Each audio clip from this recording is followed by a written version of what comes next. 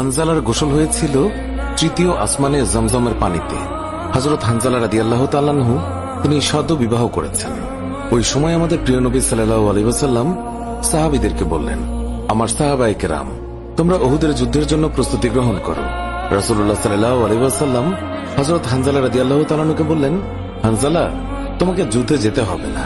তখন হানজালা রাদিয়াল্লাহু তাআলা আনহু বললেন, ইয়া রাসূলুল্লাহ, আপনি যুদ্ধে যাবেন, কাফেরদের সঙ্গে যুদ্ধ করবেন, আর আমি সেখানে না গিয়ে স্ত্রীর সঙ্গে আমোদ প্রমোদ করব? এটা আমি সহ্য করতে পারবো না, আমাকেও যুদ্ধে নিয়ে চলুন। রাসূলুল্লাহ সাল্লাল্লাহু আলাইহি ওয়াসাল্লাম তখন বললেন, হানজালা, আমি তোমাকে আদেশ দিলাম, তুমি বাড়িতে থাকো, তোমাকে যুদ্ধে যেতে হবে না। হানজালা তখন নবীর আদেশ শুনে কাঁদতে কাঁদতে বাড়ি চলে গেল। আমাদের প্রিয় নবী সাল্লাল্লাহু আলাইহি ওয়াসাল্লাম সাহাবীদেরকে নিয়ে যুদ্ধে চলে গেছেন। এদিকে সাহাবী হানজালা তার স্ত্রীর সঙ্গে রাত কাটানোর পর তার উপর গোসল ফরজ হয়ে গিয়েছে, তাই সে গোসল করতে গেছেন, পানি নিয়ে দাঁড়িয়েও গেছে। এই সময় মদিনার গলি থেকে কেউ একজন চিৎকার করে বলছিলেন, মদিনার মুসলমানরা, তোমরা কার জন্য জীবিত থাকবে? তোমাদের প্রিয় নবীকে কাফের মুশরিকরা শহীদ করে দিয়েছে। এই কথা যেই মাত্র হানজালার কানে পৌঁছালো, তখনই তিনি পানির বালতি ফেলে দিয়ে তার স্ত্রীর কাছে গেল এবং তার স্ত্রীকে বলল, হে আমার স্ত্রী, তাড়াতাড়ি আমার তলোয়ারটা দাও। যে কাপুরুষরা আমার নবীকে শহীদ করেছে, যে কাফেররা বিশ্বনবী হযরত মুহাম্মদ সাল্লাল্লাহু আলাইহি ওয়াসাল্লামকে হত্যা করেছে, আমি তাদেরকে ছাড়ব না। আজ হয় তারা মরবে, না হয় আমি মরব। যেই দুনিয়ায় নবী নেই, সেই দুনিয়ায় আমি বাঁচতে চাই না।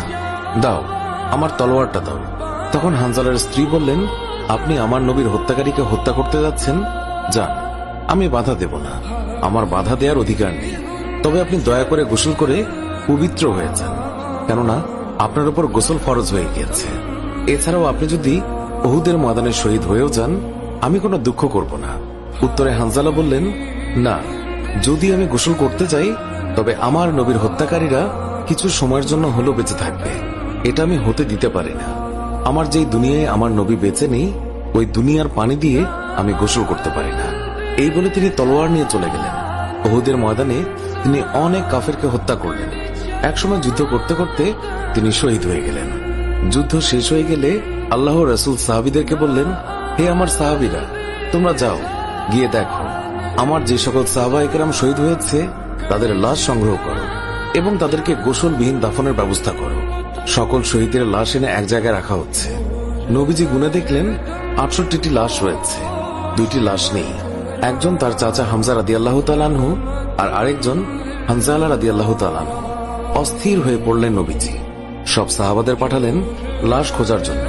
হঠাৎ বোরখা পরা এক মহিলা এসে দাঁড়ালেন নবীজির কাছে। নবীজি তাকে চিনলেন না।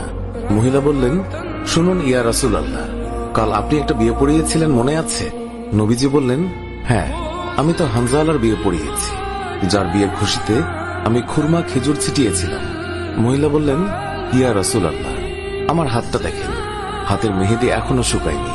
কাল বিকেলে বিয়ে হয়েছিল, আর রাতে উহুদের যুদ্ধের জন্য বের হয়ে যান হানজালা। ওনার উপর গোসল ফরজ হয়েছিল, কিন্তু উনি গোসল করে বের হতে পারেননি। যাওয়ার আগে শুধু বলে গেছেন, যদি বেঁচে থাকি তাহলে দেখা হবে দুনিয়ায়, আর যদি শহীদ হয়ে যাই তাহলে দেখা হবে জান্নাতে। নবীজি কাঁদছেন।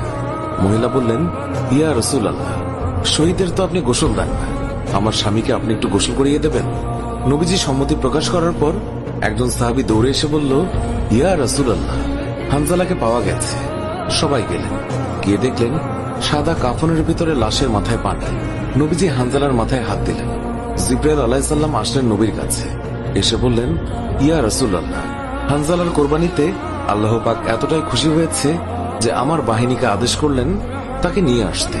ইয়া রাসূলুল্লাহ, আমরা ফেরেশতারা তাকে তৃতীয় আসমানে নিয়ে জমজমের পানি দিয়ে গোসল করিয়েছি, এবং তার শরীর থেকে যে সুগন্ধ পাচ্ছেন, এটা আল্লাহ পাকের বিশেষ খুশবু, মেশক আম্বর আতরের ঘ্রাণ। আমরাই ওনাকে কাফনের কাপড়ে আচ্ছাদিত করেছি। আল্লাহ তার প্রিয় মানুষকে কি পরিমাণ ভালোবাসেন, কি পরিমাণ সম্মানিত করেন, তা আমাদের পক্ষে কল্পনা করাও সম্ভব নয়।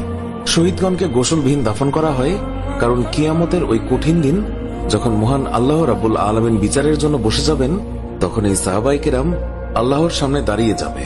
মহান আল্লাহ রাব্বুল আলামিন তাদেরকে জিজ্ঞাসা করবেন, বান্দারা, তোমাদের এই অবস্থা কেন? তারা তখন বলবে, রাব্বুল আলামিন, আপনি তো জানেন আমরা আপনার ওই সকল বান্দা যারা আপনার বিরুদ্ধে যে সকল কাফের মুশরিক কথা বলে তাদেরকে হত্যা করতে গিয়ে শহীদ হয়ে গিয়েছিলাম। আল্লাহ তাআলা বলবেন, ও আমার বান্দারা, তোমরা যারা আমার জন্য তোমাদের জীবনের মায়া ত্যাগ করেছিলে, তার জন্য আমি তোমাদেরকে আজ বিনা হিসাবে জান্নাত দান করলাম। সুবহানাল্লাহ। সুপ্রিয় দর্শক, এর সাথেই শেষ হচ্ছে এখনকার ভিডিওটি ভালো লাগলে লাইক দিন, আপনার প্রিয়জনদের মাঝে শেয়ার করুন।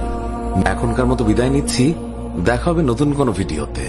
এতক্ষণ ধরে ভিডিওটি দেখার জন্য অনেক অনেক ধন্যবাদ।